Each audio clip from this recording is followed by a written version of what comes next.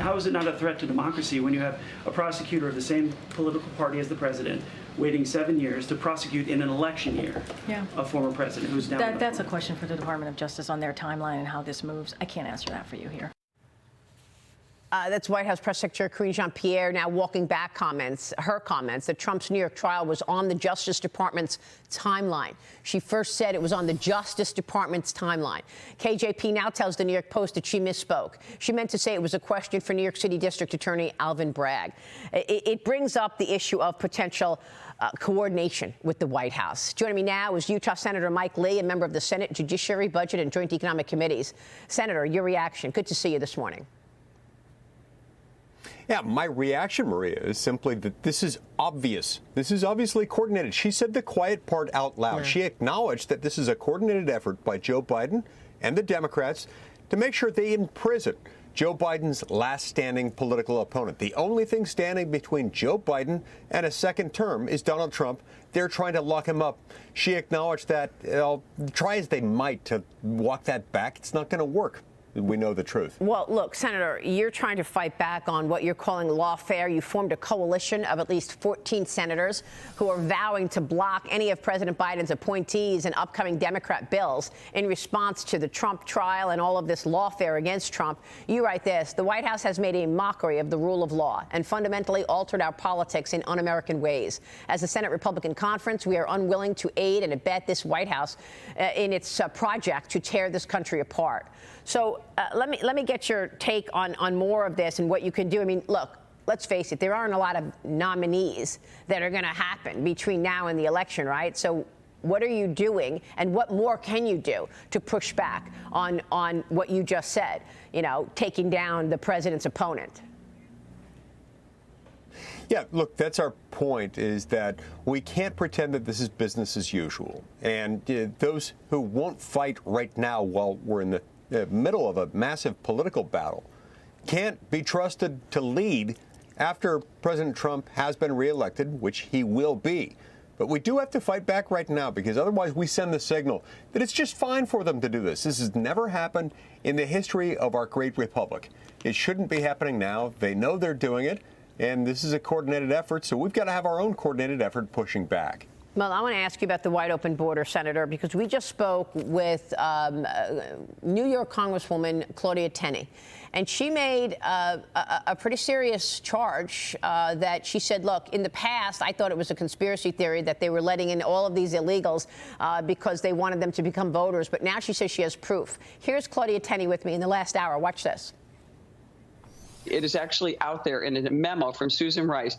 I would not be surprised if somehow these millions of illegal immigrants somehow are casting votes in the swing states to make sure that Joe Biden wins this election, because we know that President Trump is winning on policy. We know that Joe Biden, as you guys alluded to earlier, is not going to get through this debate. It's going to be a disaster. And this is what the Democrats are going to do. It's going to be the same way that he won in 2020. They're going to prime the pump using our resources this time, our own federal tax dollars, not Mark Zuckerberg's money that was coming in from Facebook before. So basically what she's saying is that there is a memo from Susan Rice that says we've got to figure out how we're going to get the illegal immigrants. It's going to be challenging to teach them how to we get their votes in the ballot. They don't say whether they're going to make them citizens first or not.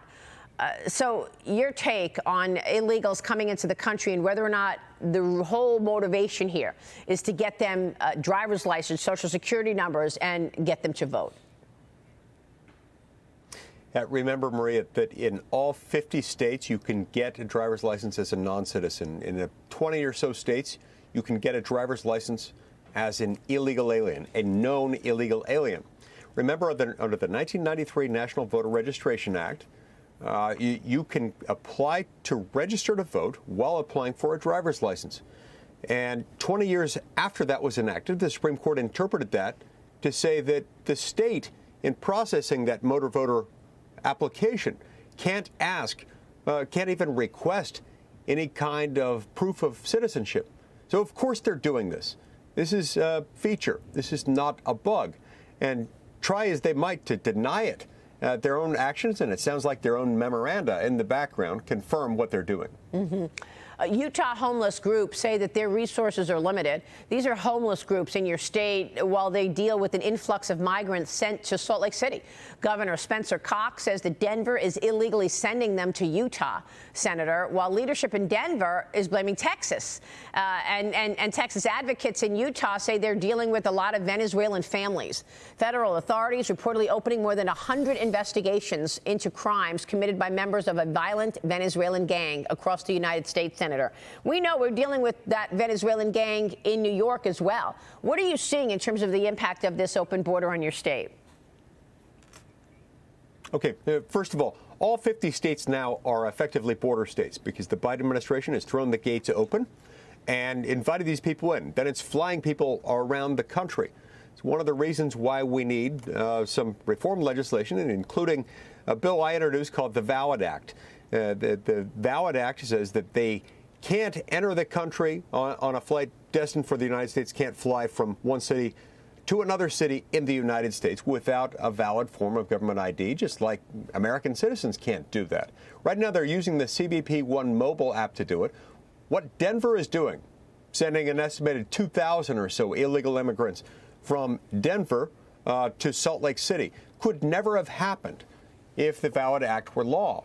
Now, I've tried repeatedly to pass this. The Democrats have objected. We need to push back. We also need to push back on the administration, knowingly, willfully, intentionally inviting these people in, bringing them in, and then keeping them moving from one state to another, because even the states and the cities that have called themselves sanctuaries are now getting tired of them, in part because Venezuela and other countries are sending all their least desirable, all their criminal elements into the United States through the drug cartels. This is horrific.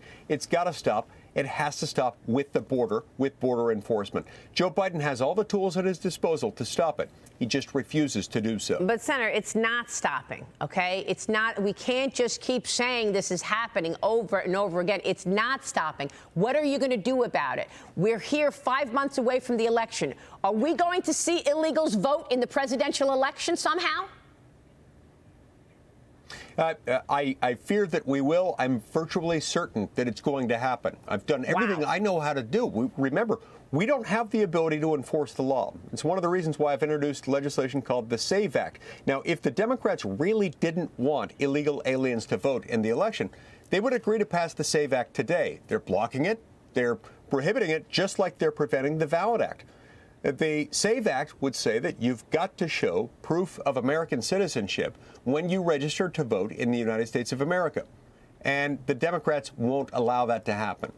So this is one of the perils of having an executive branch. It's one of the perils that we face. If you have a president who's unwilling to enforce the law, you're going to have absolute lawlessness and chaos.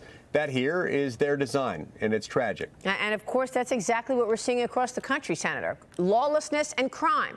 Now, you and Wyoming Senator Cynthia Lummis are introducing a bill to go after the Federal Communications Commission. I want to ask you about this as well, because you say they're meddling in elections. You take issue with the FCC's proposed regulations on artificial intelligence in campaign advertising. It was announced a few months before the election. Tell us more about this. What's going on, Senator? Yeah, look, everyone's opposed to AI being utilized to facilitate fraud. That's not what this one is about. In the middle of an election cycle, they've come up with this rule that requires, that imposes onerous restrictions on any use of AI in preparation for a political campaign ad and the disclosure of that use, regardless of whether it's fraudulent, regardless of whether it creates some kind of a false impression. And they're doing it mid-election cycle, not in order to eliminate fraud, but rather in order to meddle, tamper with elections. So Senator Cynthia Lummis and I have introduced legislation to stop that from happening.